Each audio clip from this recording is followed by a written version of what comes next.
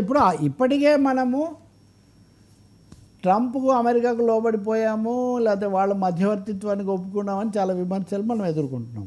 Israel Iran మీద నేను దాడి చేస్తాను, వాళ్ళ అణుకేంద్రాలు అణుస్థావరాలు లేదా అణుబాంబు ప్రయత్నాల మీద నేను కావాల్సిన గుప్పిస్తాను, దీనికోసం ఇదిగో ఇన్ని యుద్ధ విమానాలు సిద్ధం చేశానని భారీ ప్రచారంతో మరి చేసినా ఆపడానికి మటుకు ఎటువంటి ప్రయత్నం జరగలేదు. వాళ్ళు దాడి కూడా చేశారు, 100 మంది చనిపోయారు, అనేక విధ్వంసాలు కూడా జరిగాయి. అసలు ఒక దేశం ఇజ్రాయిల్ ఇప్పటికే గాజా మీద చేస్తుంది, గాజాలో ఘోరమైన మారణకాండ జరుగుతుంది.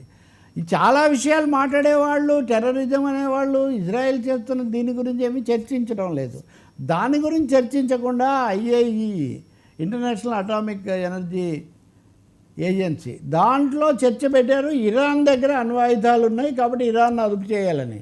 ఇదివరకు ఇదే పేరుతో మీరు ఇరాక్ను నాశనం చేశారు, ఇదే పేరుతో ఇండియా మీద కూడా మీరు ఆంక్షలు పెట్టారు. ఉంటే దానికి సంబంధించి అంతర్జాతీయ సమాజం చూస్తుంది, కానీ ఇజ్రాయెల్కి ఏమి అధికారం ఉందండి? అక్కడ అణ్వస్త్రాలు ఉన్నాయి కాబట్టి వాటిని నేను ధ్వంసం చేస్తాను, ఉంటే వాటిని ధ్వంసం చేస్తే రేడియేషన్ లీక్ అవ్వదా? ఇదేమి రహస్యంగా చేయలేదు, వాళ్ళు బహిరంగంగా ప్రకటించి మరీ చేశారు.